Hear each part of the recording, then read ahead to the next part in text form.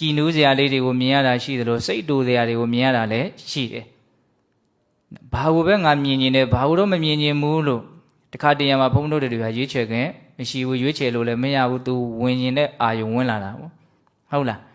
အဲ့တော့ဘလို့အာယုံနဲ့ပဲတွေ့ဘလို့အစင်းကိုပဲမြင်ရဒီမြင်ရတာကိုအကြောင်းပြုပြီးတော့လောဘဒေါသမဖြစ်အောင်ဘုန်းတော်တွေဟာ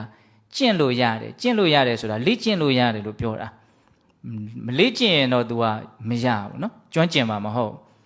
ဒါမြင်ရတာနဲ့ပတ်သက်ပြီးတော့လောဘဒေါသမဖြစ်အောင်လေ့ကျင့်လို့ရတယ်ဘလို့လေ့ကျင့်ရမလဲဆိုတာလည်းမြတ်စွာဘုရားသင်ပေးထားတာဟုတ်လားမြင်ရတဲ့အစင်းကိုအစင်းလို့သိရမယ်ပုဂ္ဂိုလ်တ attva လို့လွဲမှားတဲ့အသိကိုဖယ်ရှားပြီးသားဖြစ်သွားတော့မြင်သိစိတ်ကိုလည်းမြင်သိစိတ်လို့သိရမယ်ဟုတ်လားဒီမျက်စိကိုလည်းဖောက်ပြန်တတ်တဲ့ရုပ်အစုလို့သိရမယ်ဟောအဲ့ဒါလိုမျက်စိရဲ့အစင်းရဲ့မြင်သိစိတ်ရဲ့ဒီသုံးမျိုးကိုတော့ယုံ nant တရားတွေအနိစ္စဒုက္ခအနတ္တတရားတွေလို့ဘုန်းဘုန်းတို့ကမှန်မှန်ကန်ကန်ဆင်ခြင်လိုက်မယ်နှလုံးသွင်းလိုက်မယ်တတိဥစည်းပြီးတော့ပညာနဲ့အဲ့လိုလေးနေလိုက်မယ်ဆိုရင်ဘာလို့ပဲမြင်ရအဲ့ဒီမြင်ရတာကိုအကြောင်းပြုရအဲ့ဒီချိန်မှာလောဘဒေါသဖြစ်เสียအကြောင်းမရှိဘူးဟောနော်အဲ့လိုပဲနော်ကြားရတာနဲ့ပတ်သက်ပြီးတော့ချက်ထွင်းပြီးတော့စဉ်းစားအဲ့ဒါမြတ်စွာဘုရားဒီမှာစက္ခုနာတံဝရောတာတို့ဒီမျက်စိလေးကိုတတိနဲ့နော်အကုသိုလ်မဖြစ်အောင်စောင့်ထိန်နိုင်ခြင်းဟာအလွန်ကောင်းနေတဲ့ဘာလို့မထိန်နိုင်လို့ရှိရင်ပြဿနာတွေအများကြီးတက်မှာမို့လို့ဟုတ်လား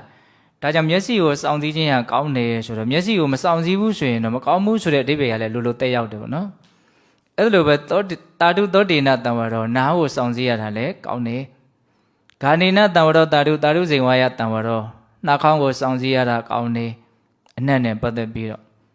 နော်တာတုဇိန်ဝါယတံဝရောရတာနဲ့ပတ်သက်ပြီးတော့လျှာကိုစောင့်စည်းရတာလည်းကောင်းတယ်ကာယေနတံဝရောတာတုတယ်ဟောကာယကြတော့သူကအဓိပ္ပာယ်နှမျိုးထွက်တယ်အတွေ့အထိနဲ့ပတ်သက်ပြီးတော့စောင့်စည်းရတာတစ်မျိုးကိုယ့်ရဲ့ကာယကံနော်တက်ချင်းခိုးခြင်းကာမကိစ္စဖောက်ပြန်ခြင်းအဲ့လိုဒုစရိုက်တရားတွေမကောင်းမှုတွေမဖြစ်အောင်စောင့်စည်းရတာကိုလည်းကာယေနတံဝရောတာတုလို့ပြောတယ်အဓိပ္ပာယ်နှမျိုးနော်ကာယေနတံဝရောတာတုကဟုတ်လားဖုဒ္ဓဘာယုံအတွေ့အထိအပူဝေးနုရာကျမ်းတာဒါတွေနဲ့တွေ့တဲ့အခါမှာလောဘဒေါသမဖြစ်အောင်ကာယပတာရကိုစောင့်စည်းတာအဓိပ္ပာယ်တစ်မျိုးကာယကံလို့ဆိုတဲ့ကာယကံအမှု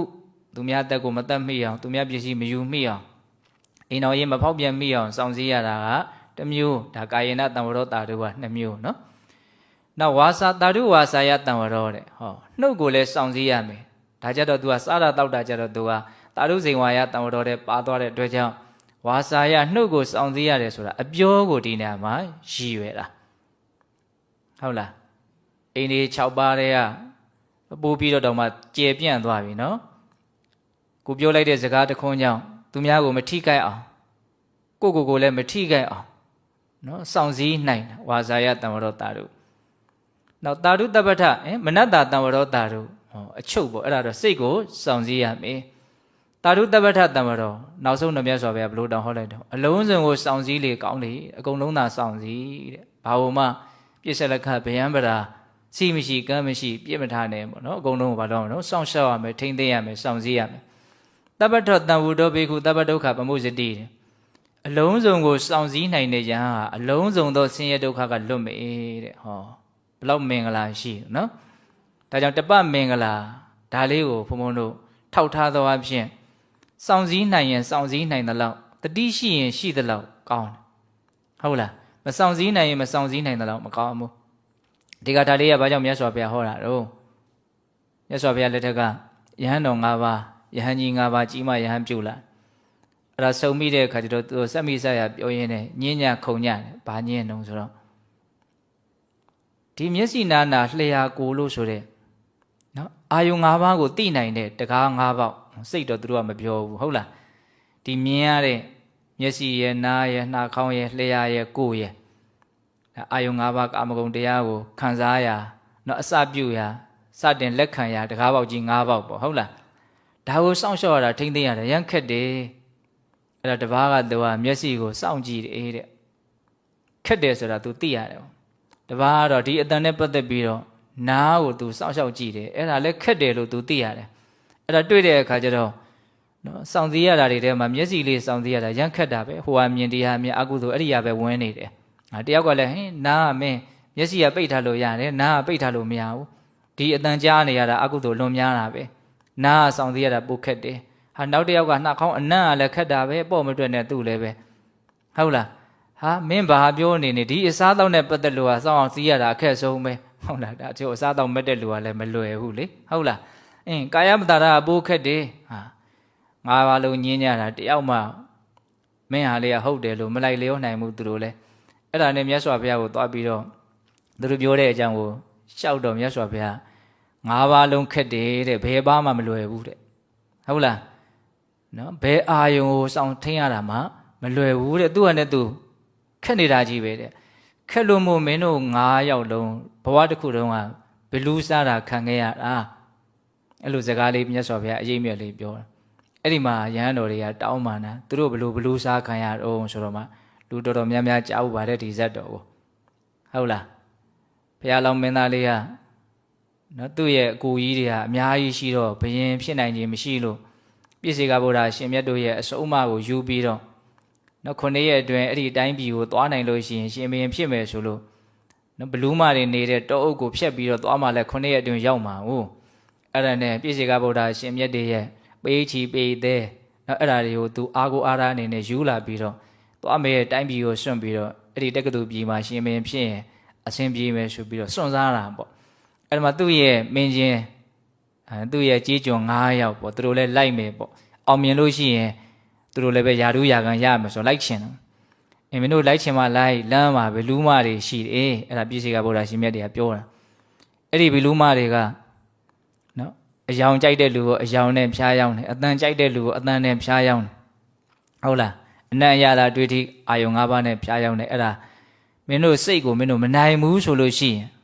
မလိုက်ခဲ့နဲ့ခုတည်းကစားပြောတယ်ဘလူးမတွေမှသိနေမှာတော့ဘာမနိုင်စရာရှိတုံးလိုက်ခဲ့မယ်ဆိုလိုက်တော့ကြတာလေလမ်းကြတော့ဟိုမှာဘာတော့ရုပ်အင်းအင်ကယူပါယုံနဲ့ဆွဲဆောင်တဲ့အခါကျတော့တယောက်ကပြုတ်ကြရင်ရောနေရရောဘလူးမမှန်သိရနော်သိရနဲ့ဟုတ်ချင်မဟုတ်မှာပါလို့လဲတန်တရားဝင်လာလဲဖြစ်ချင်းဖြစ်မယ်ပေါ့သူ့ရဲ့မျက်လုံးတကားပေါက်ကို तू မဆောင်စည်းနိုင်တာနဲ့ तू အသက်ပေးရတာပေါ့နော်တယောက်ကဘာတော့အတန်နဲ့တယောက်ကအနှံ့နဲ့တယောက်ကအရာသားနဲ့တယောက်ကအတွေ့အထိနဲ့9ယောက်လုံးပြုတ်အဲ့ဒါဘုရားလောက်နောက်ကိုအဲ့ဒီဘလူးမကအသေးဆွဲလိုက်တယ် तू ကလည်းဒါဘုရားလောင်းကတော့အနာအကမခံဘူးဘလူးမတွေကဖန်ဆင်းထားတယ်ဆိုတာကိုသိနေတယ်ပေးချီပေးသေးရှိလို့ तू နာလည်းကတ်လို့မရဘူးအဲ့ဒါနဲ့တက္ကသိုလ်ပြည်ရောက်တဲ့အခါကျတော့မလျှော့ဘူးအဲ့ဒီဘလူးမလိုက်လာလမ်းမှာရွာတင်တွေဖြတ်တယ်လိုက်တာပဲရွာလူတွေကမေးတယ်ဟဲ့ဘလူးဖြစ်တုံးသူတို့လင်မယားလိုပဲထင်းနေတာလေအဲ့ဒါဟာမလုံနဲ့အဲ့ဒါဘလူးမကျုပ်မျိုးသမီးမဟုတ်ဘူးပေါ့နော်အဲ့ဒါနဲ့ဘလူးမကိုပြောတဲ့ခါကျတော့ဘလူးမကလည်းလူအောင်ဖန်ဆင်းထားတာဟာဘလူးဖြစ်တာတုံးဆိုတော့ဒီလိုပဲယောက်ျားတွေကစိတ်ဆိုးရင်ကိုမိမကိုလည်းဘလူးမလို့ပြောတာပဲလူတွေကလည်းယုံနေကြတာပေါ့နော်အဲ့ဒါနောက်ဆုံးတက္ကသိုလ်ပြည်ရောက်တဲ့ခါကျတော့ဘုရင်ကြီးကအဲ့ဒီဘလူးမကိုကြိုက်လို့ဘုရားလောင်းတားတဲ့ကြားတွေကခေါ်သွားတာလေအဲ့ဒီမှာဘလူးမကသူ့ရဲ့အမျိုးတွေပါညကြတော့ဘုရင်ကြီးကဝင်ခွင့်ထွက်ခွင့်အာဏာတောင်းပြီးတော့နန်းတော်တစ်ခုလုံးမှာရှိတဲ့မင်းကြီးတွေပါအကုန်စားပြစ်အဲ့ဒါနောက်ကြတော့မှကျန်တဲ့လူတွေကဘုရားလောင်းကိုနော်ရှင်ဘုရင်မြောက်တယ်ဆိုတဲ့ဇတ်တော်အဲ့ဒီတုန်းကဘလူးစားခံရတဲ့ဘုရားလောင်းနောက်ကလိုက်လာကြတဲ့မင်းကြီး9ယောက်ကအခုအဲ့ဒါရဟန်းတော်ကြီး9ပါးလာဖြစ်တယ်လို့အဲ့ဒီဇတ်တော်မှာမြတ်စွာဘုရားဟောတယ်နော်အဲ့တော့ဒီဒေသနာမှာဗာပြောထားတယ်ဆိုတော့စောင့်စည်းနိုင်ရင်စောင့်စည်းနိုင်တဲ့လောက်ကောင်းတယ်ပေါ့နော်ဒါလေးကကိုယ်ပိုင်ဉာဏ်နဲ့လည်းချဲ့ထွင်ပြီးတော့စဉ်းစားကြည့်ပေါ့ဒီမြင်စရာတွေကြားစရာတွေနမ်းရှူစရာတွေစားတောက်စရာတွေတွေ့ထိစရာတွေနဲ့ပတ်သက်ပြီးတော့မဆောင်ထိန်နိုင်ရင်မဆောင်ထိန်နိုင်တဲ့လောက်နော်အပျော်ကျူးရင်ကျူးသလောက်နော်အပေါ်ယံကြည့်မယ်ဆိုရင်လည်းပဲအကျိုးမဲ့ကြတာတွေအများကြီးမတွေ့နိုင်ဘူးလားတွေ့နိုင်နော်ဒါကြောင့်မလို့ဒီတတိနော်တပဆိုတဲ့နော်တတိတပအရာတတိနဲ့ပတ်သက်ပြီးတော့ဒါလေးကိုဘုံဘုံပြောပြတယ်ဟုတ်လားနောက်ပြီးတော့ဘုံဘုံတို့တပအရာတတိတစ်မျိုးတည်းမဟုတ်ဘူးဘာပါလာတော့ဝရိယဆိုတော့ပြောရနော်အကုသိုလ်မဖြစ်အောင်ကုသိုလ်ဖြစ်အောင်အကျဉ်းများဖြင့်2မျိုးကြိုးစားတဲ့ဝရိယအကျေချဲ့မယ်ဆိုလို့ရှိရင်တော့ဝရိယ4မျိုးဖြစ်လာမယ်နော်မဖြစ်သေးတဲ့အကုသိုလ်မဖြစ်အောင်ကြိုးစားဖြစ်ပြီးသားအကုသိုလ်တွေကိုဖယ်ရှားနိုင်အောင်ကြိုးစားမဖြစ်သေးတဲ့ကုသိုလ်တရားတွေဖြစ်အောင်ကြိုးစားတာဖြစ်ပြီးသားကုသိုလ်တရားတွေကိုတိုးပွားလာအောင်ကြိုးစားတာအဲ့တော့ဒီနေရာမှာအာတာပီဆိုတဲ့သဘောဝရိယရဲ့သဘောဒါလေးနဲ့ပတ်သက်ပြီးတော့နော်မှတ်သားစရာကောင်းတဲ့စကားတော်လေးတွေဘုံဘုံနဲ့ပြောခြင်းအဲ့ဒါဘာတုံးဆိုတော့ရှင်မာကတ္တပကိုတော်မြတ်ကြီးပြောခဲ့တာရှင်မာကတ္တပကိုတော်မြတ်ကြီးကို အရှင်သာရိပုတ္တရာကမေးလို့ဘာမေးတာတုံးဆိုတော့အနာတာပိအနုတ္တပိအပ္ပဘောတံဘောဓာယအပ္ပဘောနိဗ္ဗာနာယမြတ်စွာဘုရားဟောတယ်ကြိုးစားမှုမရှိတဲ့လူမကြောက်ရွံ့တဲ့လူဟာသစ္စာလေးပါးကိုထွထွင်းပြီးတော့သိခြင်းကမထိုက်တန်ဘူးနိဗ္ဗာန်ချမ်းသာကိုရခြင်းကမထိုက်တန်ဘူးနော်အတုမရှိယောဂလေးပါးရဲ့ကုံရနိဗ္ဗာန်ချမ်းသာကိုမျက်မှောက်ပြုခြင်းကမထိုက်တန်ဘူးနော်မကြိုးစားတဲ့လူရဲ့မကြောက်တဲ့လူရဲ့နော်အနာတာပိအနုတ္တပိနော်အဲ့တော့ဘလို့လူမျိုးကိုမကြောက်တဲ့လူဘလို့လူမျိုးကိုမကြိုးစားတဲ့လူလို့ခေါ်တော့နော်နောက်ပြီးကြတော့အာတာပိစာခောဩတ္တပိဘဘောတံဘောဓာယဘဘောနိဗ္ဗာနာယနော်အာတာပိစာခောဩတ္တပိကြိုးစားတဲ့လူရဲ့နော်ပြင်းပြင်းထန်ထန်ကြိုးစားတဲ့လူရဲ့ကြောက်ရွံ့တဲ့လူရဲ့ကြောက်တယ်ဆိုတာတန်တရားဘေးကိုကြောက်တာပြောတာအကုသိုလ်တရားတွေကိုကြောက်တာပြောတာဟုတ်လားအဲ့လိုကြိုးစားတဲ့လူရဲ့ကြောက်ရွံ့တဲ့လူရဲ့သားလည်းသစ္စာလေးပါးကိုထွထွင်းပြီးတော့သိခြင်းကထိုက်တန်တယ်နိဗ္ဗာန်ချမ်းသာကိုမျက်မှောက်ပြုခြင်းကထိုက်တန်တယ်လို့အဲ့လိုမြတ်စွာဘုရားဟောတယ်အဲ့တော့ဘလို့လူမျိုးကိုကြိုးစားတဲ့လူလို့ပြောမလဲဘလို့လူမျိုးကိုကြောက်ရွံ့တဲ့လူလို့ပြောမလဲအဲ့ဒီမှာရှင်မကတ္တပနော်မကြိုးစားတဲ့လူမကြောက်ရွံ့တဲ့လူဆိုတာဘလို့လူမျိုးတော့ကြိုးစားတဲ့လူကြောက်ရွံ့တဲ့လူဆိုတာဘလို့လူမျိုးတော့အဲ့ဒါကိုခွဲပြီးတော့ပြောတာအဲ့ဒါလည်းပဲဘုန်းဘုန်းတို့တမ္ပပဒံတရား၄ပါးကိုလက်ကင်ထားပြီးတော့နားလည်ကြည့်မယ်ဆိုလို့ရှိရင်တော့လွယ်နဲ့နားလည်နိုင်တယ်အဲ့တော့ကြိုးစားတဲ့လူဆိုတာလေးကိုဘုန်းဘုန်းပြောလိုက်မယ်ဖြတ်ပြီးတော့နော်ကြိုးစားတဲ့လူဆိုတာဘယ်လူကိုကြိုးစားတဲ့လူလို့ပြောတာတော့မဖြစ်သေးတဲ့အကုသိုလ်တရားတွေဒါငါတန်တန်မှာအဲ့ဒီယုံညံ့တဲ့အကုသိုလ်တရားတွေမဖြစ်သေးတဲ့ယုံညံ့တဲ့အကုသိုလ်တရားတွေဖြစ်လာလို့ရှိရင်ငါတော့ဆင်းရဲတော့မှာပဲငါတော့အကျိုးမဲ့တော့မှာပဲဆိုပြီးတော့ကြိုးစားတာအဲ့ဒီအတွေးနဲ့ကြိုးစားတာနော်မဖြစ်သေးတဲ့အကုသိုလ်တွေဖြစ်ရင်တော့ငါတော့အကျိုးမဲ့တော့မှာပဲဆိုတော့ကြိုးစားတာဟုတ်လားဖြစ်ပြီးသားအကုသိုလ်တရားတွေကိုမပယ်ရှားနိုင်ဘူးဆိုရင်ငါတော့ဆင်းရဲတော့မှာပဲအကျိုးမဲ့တော့မှာပဲဆိုတော့ဟောအဲ့ဒီအတွေးနဲ့လည်းပဲကြိုးစားတာဟုတ်ပြီနော်ခမဖြစ်သေးတဲ့ကုသိုလ်တရားတွေမဖြစ်ဘူးဆိုရင်ငါတော့အကျိုးမဲ့တော့မှာပဲဟုတ်တယ်အခုကုသိုလ်တွေမဖြစ်ရင်လည်းအကျိုးကမဲ့မှာပဲနော်အဲ့လိုနီးနဲ့သူကြိုးစားတယ်ဖြစ်ပြီးသားကုသိုလ်တရားတွေဆုံးရှုံးပျက်စီးသွားရင်လည်းငါတော့အကျိုးမဲ့တော့မှာပဲဟောလေးချက်နော်မဖြစ်သေးတဲ့အကုသိုလ်တွေဖြစ်ရင်အကျိုးမဲ့မယ်ဖြစ်ပြီးသားအကုသိုလ်တွေကိုမပယ်နိုင်ရင်အကျိုးမဲ့မယ်မဖြစ်သေးတဲ့ကုသိုလ်တွေမဖြစ်ဘူးဆိုရင်အကျိုးမဲ့မယ်ဖြစ်ပြီးသားကုသိုလ်တွေဆုံးရှုံးပျက်စီးသွားမယ်ဆိုရင်လည်းအကျိုးမဲ့မယ်အဲ့ဒီအတွေးနဲ့ပြင်းပြင်းထန်ထန်ကြိုးစားတာကိုအာတပလို့ခေါ်တယ်အာတာပီပြင်းပြင်းထန်ထန်ကြိုးစားတဲ့လူပေါ့နော်အဲ့လိုပဲကြောက်တယ်ဆိုတာလည်းအဲ့လိုမျိုးကြောက်ရမယ်တဲ့နော်ဘယ်လိုကြောက်ရမှာတော့မဖြစ်သေးတဲ့အကုသိုလ်တွေဖြစ်ရင်တော့ငါတို့အကျိုးမဲ့မှာပဲလို့မဖြစ်သေးတဲ့အကုသိုလ်တွေဖြစ်လာမှာကိုကြောက်တာဒါကြောင့်မို့အဲ့ဒီအကုသိုလ်မဖြစ်အောင်ကြိုးစားတာဟုတ်လားဖြစ်ပြီးသားအကုသိုလ်တွေကိုမပယ်ရှားရမှာကိုလည်း तू ကြောက်တယ်ဘာလို့ဆိုအဲ့ဒါကမဖယ်ရဘူးဆိုရင်တစ်ချိန်မှာအကျိုးပေးလာမှာ哦နော်မဖြစ်သေးတဲ့ကုသိုလ်တရားတွေမဖြစ်မှာကိုလည်း तू ကြောက်တယ်မချမ်းသာမှာဆိုလို့ပေါ့ဟုတ်လားအဲ့လိုပဲဖြစ်ပြီးသားကုသိုလ်တရားတွေနော်ဆုံးရှုံးသွားမှာကိုလည်း तू ကြောက်တယ်အဲ့ဒီလိုနီးနဲ့နော်အကြောက်တရားရှိရမယ်ပေါ့နော်အဲ့ဒါမကြိုးစားတဲ့လူမကြောက်တဲ့လူဆိုတာအဲ့ဒီလိုမျိုးမကြိုးစားတဲ့လူအဲ့ဒီလိုမျိုးမကြောက်တဲ့လူအကုသိုလ်ဖြစ်မှလည်းမကြောက်ကုသိုလ်မဖြစ်မှလည်းမကြောက်ဘူးဟုတ်လားမစိုးရိမ်မှုမထိတ်လန့်မှုနော်အကုသိုလ်မဖြစ်အောင်လည်းမကြိုးစားဘူးကုသိုလ်ဖြစ်အောင်လည်းမကြိုးစားဘူးမကြိုးစားတဲ့လူအဲ့လိုလူမျိုးဟာနော်နိဗ္ဗာန်ရဖို့မထိုက်တန်ဘူးသစ္စာလေးပါးကိုထိုးထွင်းသိခြင်းကမထိုက်တန်ဘူးပြင်းထန်တဲ့ကြိုးစားမှုရှိတဲ့လူကြောက်ရွံ့တဲ့လူသည်သာလျှင်နော်သစ္စာလေးပါးကိုထိုးထွင်းပြီးတော့သိခြင်းကထိုက်တန်တယ်နိဗ္ဗာန်ချမ်းသာကိုမျက်မှောက်ပြုခြင်းကထိုက်တန်တဲ့အဲ့တော့ဘုန်းဘုန်းတို့တပမင်္ဂလာနဲ့ပတ်သက်ပြီးတော့ဒါတွေကနားလေထားသင့်တယ်ပေါ့နော်အဲ့တော့ကိုကအကုသိုလ်မဖြစ်အောင်ငါလုပ်မယ်ကုသိုလ်ဖြစ်အောင်လုပ်မယ်လို့အဲ့ဒါလိုအတွေးနဲ့ကြိုးစားနေတဲ့အချိန်မှာဘုန်းဘုန်းတို့မှာဘာဖြစ်နေတယ်လို့ပြောနိုင်တော့တပမင်္ဂလာဖြစ်နေတယ်နော်သောသောကတတိကိုပြောတာနော်ငါရဲ့မျက်စိနာနာလျှာကိုစိတ်ကိုငါဗျံမတာပြစ်စက်လက်ခတ်ပြစ်မထားဘူးဆိုပြီးတော့ဒါပြစ်ထားလို့ရှိရင်အကျိုးမဲ့တွေဖြစ်နိုင်တယ်ဆိုတော့တတိနဲ့စောင့်ရှောက်တာလေတပမင်္ဂလာပဲနော်အခုဟာဘာတော့ဝရိယကိုပြောနေတာဟုတ်လားအဲ့တော့ဒီနေ့မှာဝရိယနဲ့ပတ်သက်ပြီးတော့ဇတ်တော်လေးတွေကိုဘုံဘုံပြောပြမယ်အဲ့ဒီဇတ်တော်လေးကိုပြောရင်တာကအဲ့ဒီဇတ်တော်အပြီးမှာမြတ်စွာဘုရားဟောထားတဲ့ဂါထာလေးကိုသဘောကျလို့ပြောခြင်းဟုတ်လားမြတ်စွာဘုရားလက်ထက်ကယဟန်တော်လေးတစ်ပါးနော်မြတ်စွာဘုရားရဲ့ထံပေါက်မှာရှင်ယဟန်ပြုပြီးတော့9 နှစ်လောက်နဝီနီစီကံတွေဘာတွေကျွမ်းကျင်အောင်သင်ယူပြီးတော့ကမ္မထံတရားတောင်းပြီးတော့ ပြင်းပြင်းထန်ထန်ကြိုးစားမယ်ဆိုပြီးတော့သူတော်ရဆောက်တည်တာပေါ့နော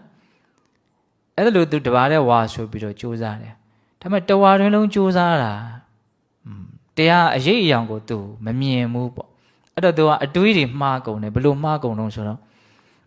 ့ငါကတော့မြတ်စွာဘုရားရဲ့နော်သာသနာမှာတရားတို့တရားမြတ်ရနိုင်တဲ့ပုဂ္ဂိုလ်ဟုတ်ဟာမတူဘူးလက်လျှော့တဲ့အတွေးပေါ့နော်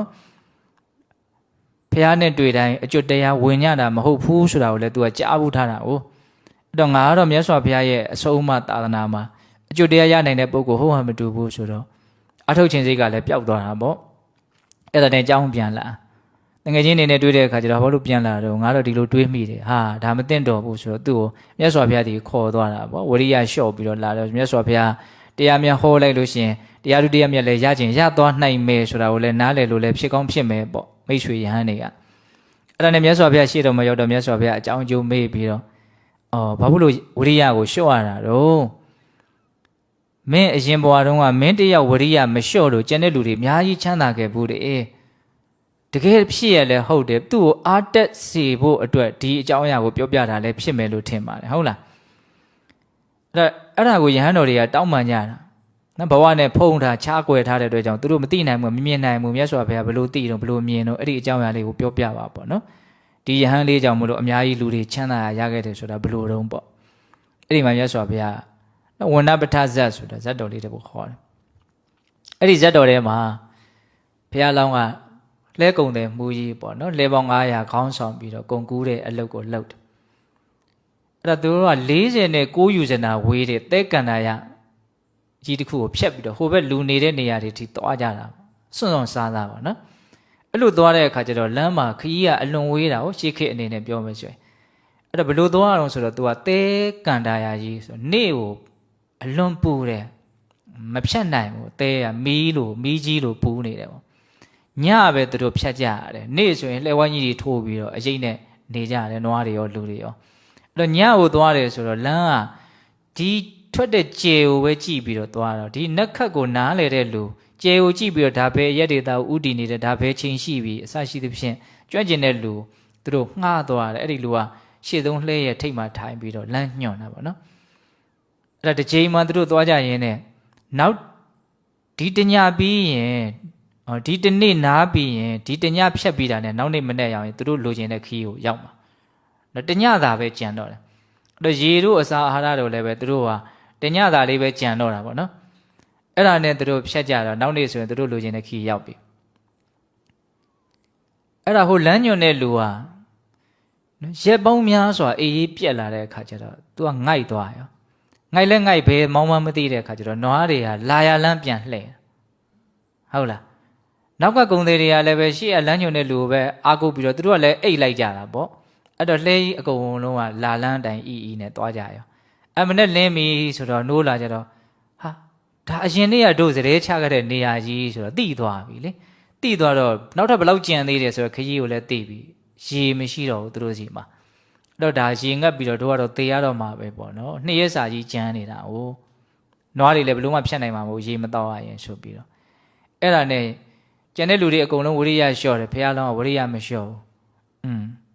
းငါလိုကောင်းဆောင်တယောက်ရှိနေတာဘာလို့ဒီလူတွေအကျိုးမဲ့သေးရမလဲဆိုရေရအောင်ရှာမယ်ဆိုပြီးတော့ရေရှာတော့အမြက်ပေါက်နေတဲ့နေရာတစ်ခုကိုတွေ့လို့အဲ့ဒီနေရာရေရှိမယ်ဆိုတူးကြတာပေါ့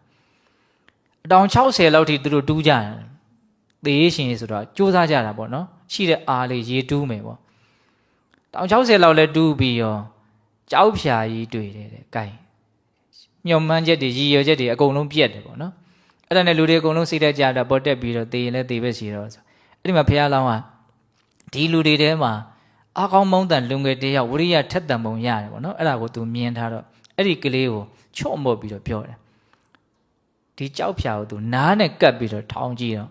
ရေတံတွေကြားအောင်မှာအဲ့ဒါနဲ့အဲ့ဒီကလေးကိုခေါ်ပြီးတော့ရေသေးကြပေါက်ရှိတယ်ဘုရားလောင်းအဲ့ဒီချိန်မှာအာအင်ကအရန်ကြီးမကြီးတော့ဘူးလေအဲ့တော့ဒီလူငယ်လေးကိုမင်းတရားကိုဒီတန်တင်းပုံးနဲ့ထုပေါ့မကွဲမချင်းထုမင်းတရားဝရိယရှိရင်ကျန်တဲ့လူတွေအကုန်လုံးလူတွေရောနွားတွေရောအသက်ရှင်မှာမင်းဝရိယမလျှော့ပါနဲ့နားနဲ့ကပ်ပြီးတော့အားပေးတာပေါ့နော်အဲ့ဒါနဲ့အဲ့ဒီကလေးကဒီကြောက်ဖြာကြီးမကြိုးမချင်းထုသေရင်သေဘက်စီတော့ထု နောက်ကြတော့အဲ့ဒီကြောက်ဖျားကြီးကအက်ပြီးတော့အဲ့ဒီကနေရေကအပေါ်ထောင်ပန်းအဲ့ဒီကြတော့မှလူတွေအကုန်လုံးအတူချုပ်ပြောရရင်အသက်ရှင်ကြတော့နော်အဲ့ဒီမှာမြတ်စွာဘုရားအဲ့ဒီဇတ်တော်အဆုံးမှာဂါထာလေးတစ်ပုဒ်ဟောအဲ့ဒီဂါထာလေးကြတော့ဘုံဘုံတို့တရားဓမ္မကြိုးစားအထုတ်တဲ့ပုဂ္ဂိုလ်တွေအနေနဲ့ပို့ပြီးတော့စဉ်းစားတဲ့အကောင်းနဲ့ဒီနေ့အဖြစ်အားဖြစ်เสียလည်းရှိတယ်ပေါ့နော်ပါဟောတာတော့ဆိုတော့အကိလာသူနောဝန္ဓုပတိခဏန္တာဥဒ္ဒင်္ဂနေတထပပံအဝိန္တုဧဝံမုနိဝရိယဘလူပပံနောအကိလာသူဝိန္ဒေဟရယတတန်တေနဲ့နော်အကိလာသူနောတဲ့မပြင်းရှိတဲ့ဟောဒီကုံတွေရာဝန္ဓုပတိသေလမ်းမကြီးမှာခဏန္တာဝရိယနဲ့တူးတဲ့အတွက်ကြောင့်တထထိုရက်၌ပပံရေကိုအဝိန္တုရကြကုန်ပြီတဲ့ဒီကုံတွေကမပြင်းမရှိမလျှော့တဲ့ဇွဲလုံးလာဝရိယနဲ့နော်ရေထွက်เสียမရှိဘူးလို့မြင်ရတော့တဲ့တဲကန်ရပူပူကြီးထဲမှာသူတို့ဘာတူးကြတာတော့ရေတူးကြတယ်ရေတူးကြတော့နောက်ဆုံးမလျှော့တဲ့အခါကျတော့ဘာရတော့ရေကိုရတယ်တဲ့ပပံအဝိန္တုရေကိုရတယ်ဧဝံဤအတူတဲ့ဝရိယဘလူပပံတော့တဲ့ကြိုးစားအထုတ်ခြင်းဆိုတဲ့အားစွမ်းနဲ့ပြည့်စုံတဲ့မုနိယဟန်တိအဲဒီမှာယဟန်ကိုရည်ရွယ်တာပေါ့သူကနိဗ္ဗာန်ကိုရည်ရွယ်တဲ့ပုဂ္ဂိုလ်ဆိုတော့လေဟုတ်လားဘာအားစွမ်းနဲ့ပြည့်စုံတာတော့ကြိုးစားအားထုတ်တဲ့ဝရိယအားစွမ်းနဲ့ပြည့်စုံဧဝံမုနိဝရိယဘလူပပံတော့နော်ကြိုးစားအားထုတ်မှုဆိုတဲ့ဝရိယအားစွမ်းနဲ့ပြည့်စုံတဲ့အဲ့ဒီယဟန်အကိလတုနော်အကိလတုမပြင်းရည်သည်ဖြစ်၍နော်ဟရိယတတန်တေစိတ်နှလုံးဤငြိမ်းအေးခြင်းကိုဝိန်တေရ၏တဲ့ဒီစကားလေးကိုဘုံဘုံကြိုက်တယ်နော်ဟရိယတတန်တေဟရိယဆိုတာနှလုံးသားဆိုတာရေဘူးရာအဖြစ်စိတ်ရဲ့မှီရာစိတ်ကပူလို့ရှိရင်နှလုံးသားပူတယ်စိတ်ကအေးရင်နှလုံးသားအေးနှလုံးသားအေးရင်သွေးအေးတယ်လူတစ်ကိုယ်လုံးချမ်းသာနှလုံးသားပူရင်သွေးပူတယ်လူတစ်ကိုယ်လုံးဆင်းရဲတယ်စိတ်ကြောင့်မို့လို့ဟုတ်လားစိတ်ပူလို့ရှိရင်စိတ်ရဲ့မှီရာနှလုံးသားမှာတစ်ဆင့်တစ်ကိုယ်လုံးဟာဆင်းရဲတယ်ပင်ပန်းတယ်နော်စိတ်ချမ်းသာရင်စိတ်ရဲ့မှီရာနှလုံးသားမှာတစ်ဆင့်တစ်ကိုယ်လုံးဟာလည်းနေရထိုင်ရတာတတ်တာတယ်ချမ်းသာတယ်တော့ဒီမှာပြောထားတယ်ဟရိယတတန်တေနှလုံးသားရဲ့ငြိမ်အေးခြင်းနှလုံးသားကဘာလို့ငြိမ်အေးသွားတာတော့စိတ်ကငြိမ်အေးလို့ပေါ့ဟုတ်လားအဲ့တော့စိတ်ကဘာလို့ငြိမ်အေးတာတော့ဆိုတော့အမှန်ကိုသိလို့ပေါ့တရားကိုသိတဲ့စိတ်ကငြိမ်အေးမှုကိုဖြစ်စေတယ်အဲ့တော့တကယ်တမ်းကစိတ်နှလုံးကိုငြိမ်အေးမှုအဖြစ်စေသုံးအရာဘာလဲဆိုရင်မဉဏ်ဖုန်ဉဏ်ပဲနော်သစ္စာလေးပါးကိုသိတဲ့အဆင့်ထိရအောင်နော်တရားတို့တရားမြတ်ကိုရခဲ့မယ်ဆိုလို့ရှိရင်ဒီစိတ်နှလုံးဟာဘယ်တော့ခါကာလမှာမပူတော့ဘူးမလောင်တော့ဘူးနော်အဲ့ဒီလိုစိတ်နှလုံးရဲ့ငြိမ်အေးခြင်းကိုဘယ်လိုလူဟာရနိုင်တော့အကိလာတုမပြင်းရည်တဲ့လူဟာရနိုင်တယ်ဝရိယဘလူပပံတော့ကြိုးစားအထုတ်မှုဆိုတဲ့ဝရိယအားအစွမ်းနဲ့ပြည့်စုံတဲ့ပုဂ္ဂိုလ်ဟာရနိုင်တယ်ပြင်းရည်တဲ့လူဟာမရနိုင်ဘူးလို့ပြောတာဟုတ်လားဒါကြောင့်မလို့ဘုံဘုံတို့တပမင်္ဂလာနဲ့ပြည့်စုံဖို့အတွက်ဒီဝရိယကိုလည်းပြည့်စုံအောင်မလုပ်ကြမလို့ကြိုးစားကြရမယ်ဟုတ်လားဆက်ပြီးတော့ဗာပြောချင်တော့လောကမှာစစ်မှန်တဲ့ချမ်းသာဆိုတာဒီတတိနဲ့ဝရိယမပါဘဲနဲ့မရနိုင်ဘူးဆိုတာကိုပြောတယ်ဟုတ်လားစစ်မှန်တဲ့ချမ်းသာကိုတတိဝရိယမပါဘဲနဲ့မရနိုင်ဘူးအဲ့ဒါကိုဘုံဘုံတို့ဘာကိုခြေခံပြီးတော့ပြောချင်တော့ဆိုတော့မြတ်စွာဘုရားလက်ထက်ကသူပြမနတ်သားရှောက်လို့မြတ်စွာဘုရားဖြေခဲ့တဲ့ဂါထာတော်တစ်ပုဒ်ရှိတယ်အဲ့ဒီဂါထာလေးကိုဘေးကင်းတဲ့အန္တရာယ်ကင်းတယ်ဆိုပြီးတော့ရွတ်ကြဖတ်ကြပူဇော်ကြတဲ့လူတွေရှိတယ်အမှန်ကမြတ်စွာဘုရားကအပေါ်ယံဘေးရန်ကင်းဖို့အတွက်လောက်ပဲရည်ရွယ်ပြီးတော့အဲ့ဒီဒေသနာကိုဟောခဲ့တာမဟုတ်ဘူးတကယ်ဘေးစစ်အရန်စစ်တွေအကုန်လုံးကင်းပြီးတော့ချမ်းသာအစစ်ကိုရအောင်လို့အဲ့ဒီဂါထာကိုဟောခဲ့တာအဲ့ဒီဂါထာဟောရခြင်းရဲ့အကြောင်းတရားလေးကအနာဂတ်ရင်းနဲ့ပတ်သက်ပြီးတော့နော်ဉာဏ်ပါပါတွေးဖို့အတွက်အများကြီးအထောက်အကူပြုနိုင်တဲ့အကြောင်းအရာတစ်ခုသူပြမနတ်သားဆိုတာရှိတယ်တဲ့တာဝရိန်သားဟုတ်လားအဲ့ဒါဒီနေ့မှာသူကနတ်သမီး1000နော်သူနတ်သမီးတွေ1000ရှိတယ်အဲ့ဒါသူကနတ်သမီးတွေနဲ့သူကနန္ဒဝံဥယျာဉ်မှာနတ်သမီး900အပေါ်ပန်းမင်မောတက်ပြီးတော့ခူးကြပြောကြနော်ရွှင်ကြပေါ့အောက်ကနတ်သမီး900ပန်းနေကုန်းကြသူတို့ရဲ့ဒီသူပြမနတ်သားကိုနော်ပျော်ရွှင်အောင်သူတို့နော်ကြည်နူးအောင်ပန်းကုန်းတွေပါနေနဲ့အဲ့လိုဆက်သားကြနေကြတာပေါ့အဲ့လိုနေတုန်းကိုအပေါ်ကပန်းမွင့်တွေကျလာတဲ့အနေအထားရုတ်တရက်ရက်သွားတယ်။ဘာပန်းမွင့်မှကျမလာတော့။ဆိုတော့ဆူသူညံညံပန်းတွေခူးနေတဲ့အတန်တွေလည်းလုံးဝတိတ်သွားတယ်။အဲ့ဒါနဲ့အပေါ်မော့ကြည့်တော့နတ်သမီး900တယောက်မှမရှိတော့ဘူး အဲ့မတော်တော်ထိတ်လန့်သွားတော့ဘယ်ရောက်သွားတော့လို့ကြည့်တဲ့အခါကျတော့ငရဲရောက်နေတယ်ကဲအံ့ဩစရာကြီးဟုတ်လားလူပြည်ကနေဓာတ်ရိုက်ငရဲကိုကြနိုင်တယ်လို့နတ်ပြည်ကနေလည်းဓာတ်ရိုက်ကြနိုင်တယ်မြမပြည်ကတော့ဓာတ်ရိုက်တော့မကြနိုင်ဘူးဂျားတဲ့ကိုဘဝခံရသေးတယ်နော်နတ်ပြည်ကဓာတ်ရိုက်ရောက်နိုင်တယ်ပိုးတောင်တန်ဝေကရစရာကောင်းတယ်အခုပဲချမ်းချမ်းသာသာကြီးအနေထားကနေပြီးတော့အော်ဟစ်နေရတဲ့အနေအထားကိုတောက်လျှောက်ပြောင်းလဲသွားဘဝဘာအာမခံချက်မှမရှိဘူးနော်အဲ့ဒါနဲ့ဘယ်ရောက်သွားတော့ဆိုတော့ဟာငရဲရောက်နေရဆိုတော်တော်ကိုသူ့မှာစိုးရိမ်သွားပါနော်ထိတ်လန့်သွားပါဒီနတ်သားအဲ့ဒါနဲ့သူကဆက်ပြီးတော့စဉ်းစားတယ်ဆက်စဉ်းစားလိုက်တဲ့အခါတော့ကျန်တဲ့နတ်သမီး900နဲ့သူနဲ့ရလည်းပဲနောက်9ရက်နေရင်သေမှာသေပြီးရင်အဲ့ဒီငရဲပဲရောက်မှာလို့မြင်ရတယ်တဲ့ဘယ်လိုနေမလို့ဒီနတ်သားရဲ့စိတ်နှလုံးဟာလုံးဝတစ်ဖြက်ဖြက်လွင့်ပြီးတော့ပူလောင်ပင်ပန်းနေမှာပေါ့ဟုတ်လားနတ်သမီး900သေသွားတယ်ဒါသူချစ်တဲ့ခင်တဲ့လူသူနဲ့နှစ်ပေါင်းများစွာတူနေတာလဲလူတွေနတ်တွေပဲလေဟုတ်လားကိုချင်းစာကြည့်ရင်သိနိုင်တယ်နော်လူတွေလည်းပဲကိုနဲ့အနှစ်340လောက်တူနေရတယ်ဆိုရင်ကိုပဲဘာဖြစ်နေတော့တန်ရုံးစင်တွေကနော်ခွဲခွာသွားပြီဆိုရင်အကြီးအကျယ်ဒုက္ခရောက်ကြတာဟိုမှာနှစ်ပေါင်းရာနဲ့ထောင်နဲ့ချီပြီးတော့တန်းနဲ့ချီပေါ့လူနှစ်နဲ့ဆိုရင်တန်းနဲ့ချီပြီးတော့နေသွားတယ်နတ်တွေသူဘယ်လောက်ပူမလဲပေါ့နော်စဉ်းစားကြည့်အဲ့ဒါတည်းပူပြီးတော့ပူစရာလောင်စရာသူကိုယ်တိုင်ရောကျန်တဲ့နတ်သမီးတွေပါတိတ်မကြခင်မှာသွားမယ်ဆိုတာလေသူတွေ့တယ်အဲ့လိုတွေ့တဲ့အခါကျတော့ဘယ်လို့မှသူကနေလို့မရတော့ဘူးလောလောဆယ်အာယုန်တွေကတော့ပျော်စရာအာယုန်တွေပဲဒါပေမဲ့အဲ့ဒီပျော်စရာအာယုန်တွေကသူ့ကိုပျော်အောင်လုပ်ပေးနိုင်အောင်မလားဘယ်လုပ်ပေးနိုင်မှာတော့မြင်ရတာလည်းအဆင်မပြေတော့ဘူးကြားရတာလည်းအဆင်မပြေတော့ဘူးစဉ်းစားနော်ဒါကြောင့်အာယုန်တွေရဲ့အစွမ်းကြောင့်ကြီးပဲကို့မှာချမ်းသာနေတာလို့အောက်မေ့လို့မရဘူးဟုတ်လားကိုယ့်ရဲ့စိတ်နှလုံးမှာလည်းပဲချမ်းသာခြင်းဆင်းရဲခြင်းဆိုတာအများကြီးအဓိကကြမူတည်နေတယ်ဆိုတာကိုတွေးမိဖို့လိုတယ်ခု तू ကစိတ်ဆင်းရဲတယ်နဲ့တွေ့နေပြီဆိုတော့အာယုံဘလောက်ကောင်းတာနဲ့တွေ့ तू သိချမ်းသာနိုင်အောင်မလားချမ်းသာနိုင်တော့ပူးလောင်သွားပြီဆင်းရဲသွားပြီအဲ့ဒါနဲ့ဒီအပူဒီအလောင်ကိုမြတ်စွာဘုရားဟာကုစားပေးနိုင်လိမ့်မယ်လို့ तू ယုံကြည်တဲ့အတွက်ကြောင့်မြတ်စွာဘုရားဒီကိုရောက်လာတယ် तू ယုံကြည်တာလည်းမှန်တယ်ပေါ့နော် तू တွေးတာမှန်သွားတယ်ပေါ့အဲ့ဒါမြတ်စွာဘုရားဒီရောက်လာတော့ तू လျှောက်တယ် तू လျှောက်တာလေးကလည်းပဲနော်ပြောရလေးလည်းတော်တော်ကောင်းပါတယ်အနုပ္ပန္နေတုမဖြစ်ပေါ်သေးသည်လေးဖြစ်ကုန်သောအထောထို့ပြင်ဥပ္ပတ္တိတေတုစဖြစ်ပြီးသည်လေးဖြစ်ကုန်သောကိစ္စေတုဆင်းရဲတို့ကြောင့်ဣဒံစိတ်တံဤစိတ်သည်နေဆံအမြဲဥဒ္ဒရတတံကြောက်ရွံ့၏နော်ဒီမဖြစ်သေးတဲ့ကိစ္စတွေဖြစ်ပြီးသားကိစ္စတွေမဖြစ်သေးတဲ့ကိစ္စဆိုတော့ तू ကမကြခင် तू အဲ့ဒီကိုရောက်မှာငရဲကိုရောက်မှာဒါကိုရည်ရွယ်တာပေါ့နော်ဖြစ်ပြီးသားအကြောင်းအရာတွေသူချစ်တဲ့နတ်သမီးတွေငရဲရောက်သွားတာဒါဖြစ်ပြီးသားကိစ္စပေါ့အဲ့ဒီမဖြစ်သေးတဲ့ကိစ္စဖြစ်ပြီးသားကိစ္စဒီဟာတွေကသူဒီဆင်းရဲတွေကနော်သူ့ရဲ့စိတ်နှလုံးကိုအလွန်တရာမှကြောက်ရွံ့စေတယ်ပေါ့သူအများကြီးအကြောက်တွေဖုံးနေပေါ့သူစိတ်နှလုံးပေါ့နော်အဲ့ဒါကိုသူဗာဆက်ပြောလို့ဆိုတော့နော်အနုတ္တရတတံမထိတ်လန့်မကြောက်ရွံ့ကြောင်းဖြစ်သောတရားသည်သစီအထိအကယ်၍ရှိသည်ဖြစ်အံ့တန်ထိုတရားကိုပုတ်စီတော်မေးရသောတွန်အရှင်ဘုရားသည်မေတ္တပြည့်တော်အခါဟိဟောကြားတော်မူပါလောတဲ့အခုပြောခဲ့တဲ့စိတ်နှလုံးကိုကြောက်ရွံ့တုန်လှုပ်စေတဲ့အကြောင်းတရားတွေကြောင့်သူ့စိတ်နှလုံးဟာကြောက်ရွံ့နေတယ်တုန်လှုပ်နေတယ်မကြောက်ရွံ့မတုန်လှုပ်ကြောင်းတရားများရှိမယ်ဆိုရင်အဲ့ဒါသူ့ကိုပြောပြပါလို့ပြောတာအဲ့ဒါမြတ်စွာဘုရားကနောက်ဂါထာလေးတစ်ပုဒ်နဲ့သူ့ကိုအကြောက်ပြေဖို့တနည်းအားဖြင့်ဘေးကင်းဖို့ရန်ကင်းဖို့အဖြေလို့လည်းပြောနိုင်တဲ့ဒေသနာပေါ့ဟုတ်လားနိညတရာဘုဇတပတ္တနိညတိန္ဒရိယတံဝရာနိညတရတပ္ပနေတ္တကသုဋ္ဌိပတ္တမေပါဏိနံနော်ဒီကထာလေးကိုရအောင်အမတို့ကြက်ထားဟုတ်လားဒါကတော်တော်များများက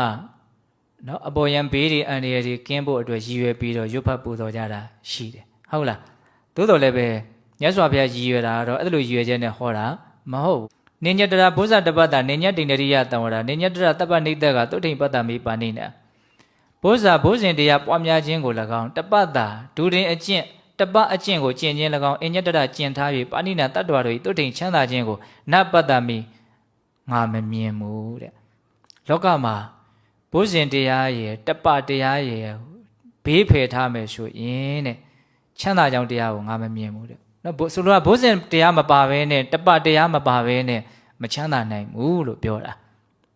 နိညတရာဘုဇတပတ္တာပြီးတော့ဗာပြောတော့နိညတိန္ဒရိယတံဝရအိန္ဒရိယတံဝရတရားမပါဘဲနဲ့နော်လောကမှာချမ်းသာတဲ့တရားကိုငါမမြင်ဘူးတဲ့နိညတရတပ္ပနိတ္တကတပ္ပနိတ္တကဆိုတာဘာတော့ အလုံးစုံကိုစွန့်ရနိဗ္ဗာန်တရားအဲ့ဒီနိဗ္ဗာန်တရားကိုပယ်ထားမယ်နိဗ္ဗာန်တရားမပါဘဲနဲ့ချမ်းသာနိုင်တယ်ချမ်းသာကြောင်းတရားကိုငါမမြင်ဘူးလို့သူကဒီမှာချမ်းသာကြောင်းတရားကို၄မျိုးပြောတာ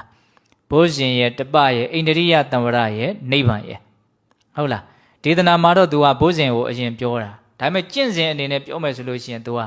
နော်အိန္ဒြိယတံဝရအရင်လာလိမ့်မယ်ပြီးရင်တပလာမယ်ပြီးလို့ရှိရင်ဘုဇင်တရားလာမယ်ပြီးရင်နိဗ္ဗာန်တရားလာမယ်ပေါ့နော်ဒါဘုဇင်9ပါးရှိတယ်တတိဓမ္မဝိရှိယဝိရိယပီတိပတ္တိသမာဓိဥပေက္ခဒါဘုဇင်တရားကိုရှားပြီးတော့လေ့လာကြည့်ပေါ့နော်ဘုဇင်ဆိုတာဘောဓိအင်္ဂနော်ဘောဓိဆိုတဲ့မဲ့ညာဖုန်ညာရဖို့အတွက်လိုအပ်တဲ့အကြောင်းအင်္ဂါရက်တွေကိုဘုဇင်လို့ခေါ်တာ哦အဲ့ဒီဘုဇင်မပါဘဲနဲ့ချမ်းသာတဲ့တရားကိုငါမမြင်ဘူးတပဆိုတာအခုပြောနေတဲ့တရားတွေဟုတ်လားဝိရိယပေါ်ကြိုးစားအထောက်မှုဒါမပါဘဲနဲ့ချမ်းသာကြောင်းတရားကိုငါမမြင်ဘူးနိညတရာဘုဇတပတ္တနိညတိန္ဒရိယတံဝရဟောအိန္ဒရိယတံဝရစောစောပြောတဲ့အိန္ဒိယ6ပါးကိုစောင့်စည်းတဲ့တတိပေါ့နော်အဲ့ဒါမပါဘဲနဲ့ချမ်းသာကြောင်းတရားကိုမမြင်ဘူးနိညတရာတပ္ပနိတ္တက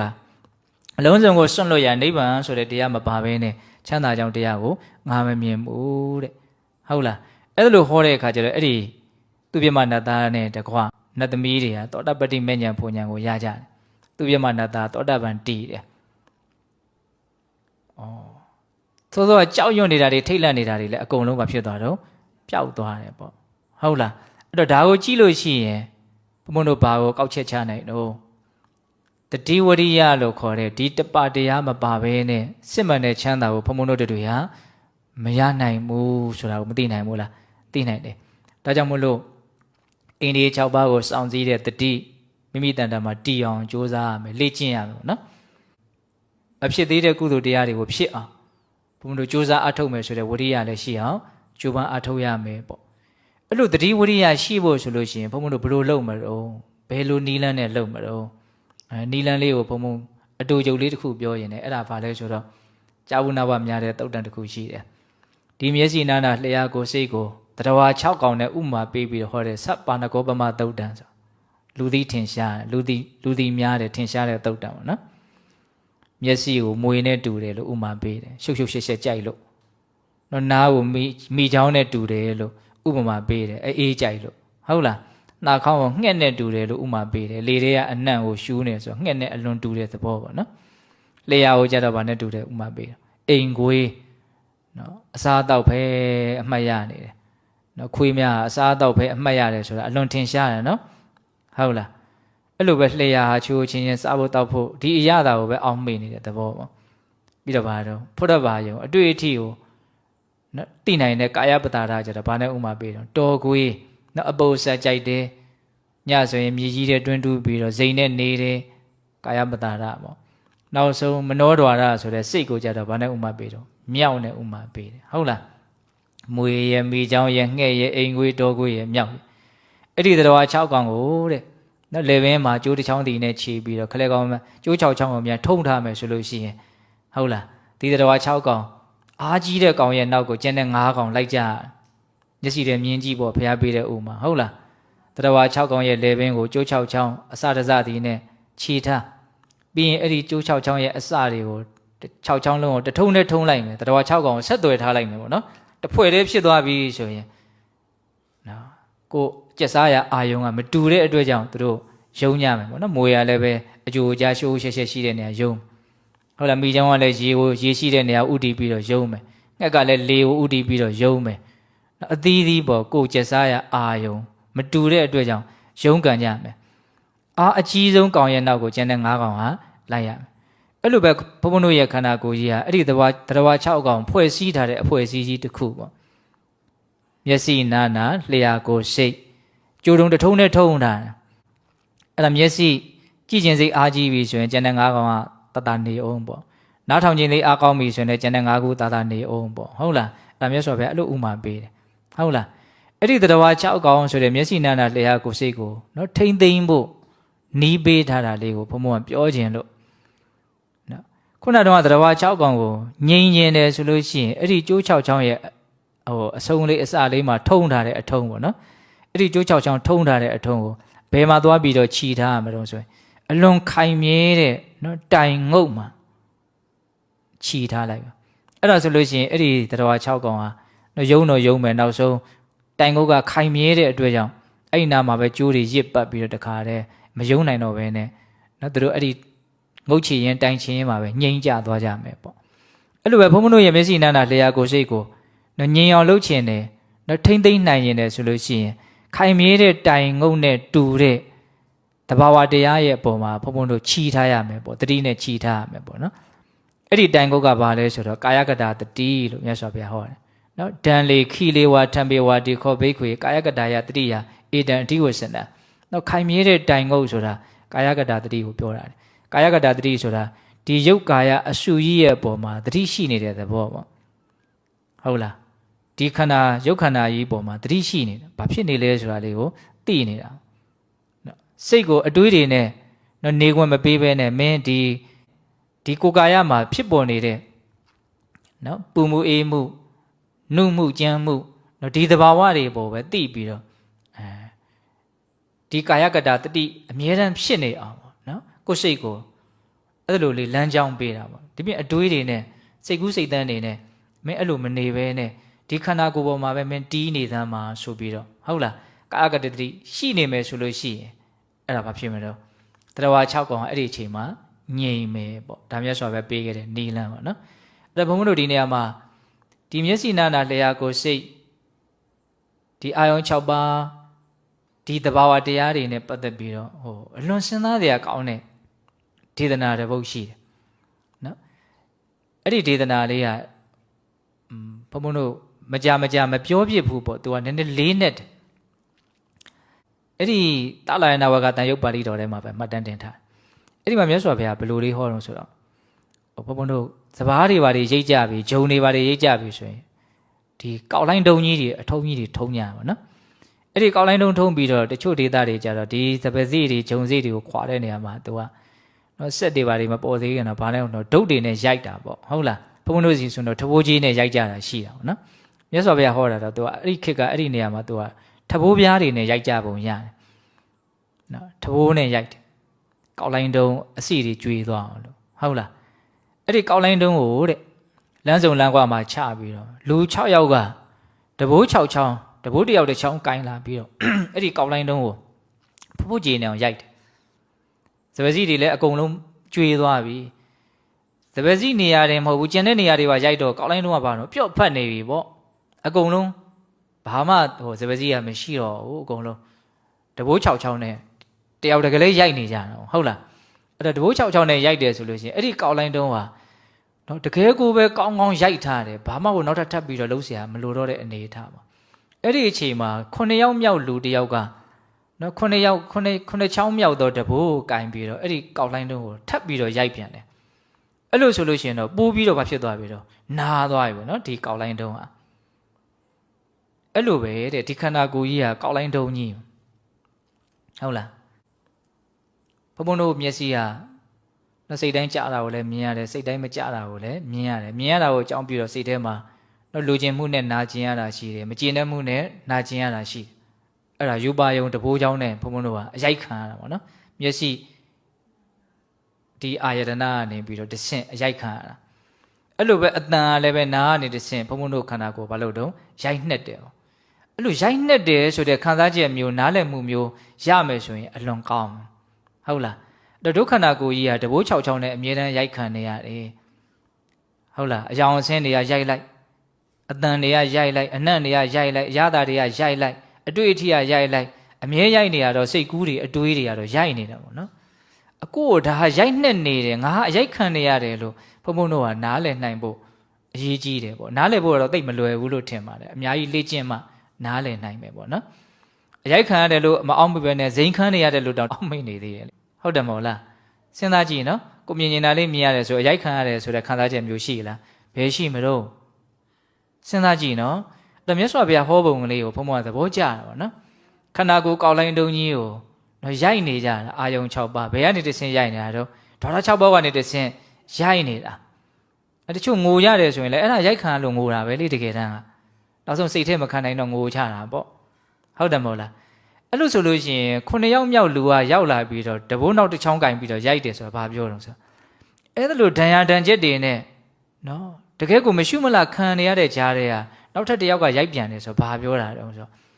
ဒီလိုဒုက္ခရောက်နေတဲ့ကြားတွေပဲနောက်ထပ်ဘဝတစ်ခုကိုထပ်ရခြင်းနေသေးတယ်နော်ပုဏ္ဏဘဝနောက်ထပ်ဘဝတစ်ခုထပ်ပြီးတော့ရခြင်းနောက်ထပ်ဘဝရခြင်းဒီခန္ဓာကိုပြည့်ရတော့မယ်ဆိုရင်ဘုံဘုံတို့ကဒါကြီးကတော့ပြတ်တော့မှာဟုတ်လားဆက်လဲဘလို့မှလည်းပဲတည်တတ်မှာမဟုတ်ဘူးလို့သိနေပြီဆိုရင်နောက်ထပ်ဘဝတစ်ခုဒီလိုဘဝမျိုးကိုလိုချင်တဲ့စိတ်ကရှိနေတယ်အခုမပြတ်ခင်တောင်ကြိုးပြီးတော့လိုချင်ထားတာမရှိဘူးလားဟာတချင်းကြရင်ငါတေးရမှာအဲ့လိုဆိုရင်တော့ကောင်းတဲ့ဘဝလေးတော့ရောက်မှဖြစ်မှာမကောင်းတဲ့ဘဝတော့မလိုချင်ဘူးပေါ့နော်ဒါပေမဲ့ကိုကဘာပဲလိုချင်ကိုယ့်ရဲ့ဒါကတော့ကံအားလျော်ဆိုတာသွားမှာပေါ့ဟုတ်လားဘလို့ပဲဖြစ်ဘဝတစ်ခုကိုထပ်ပြီးတော့မျောလင့်ပြီးတော့ဘဝကိုအပြီးမတတ်ချင်ဘူးနော်ဒီဒုက္ခတွေကိုအဆုံးမတတ်ချင်ဘူးတန်တရားဘုတ်ကလည်းမလွတ်ချင်ဘူးဒီလိုပဲဘဝ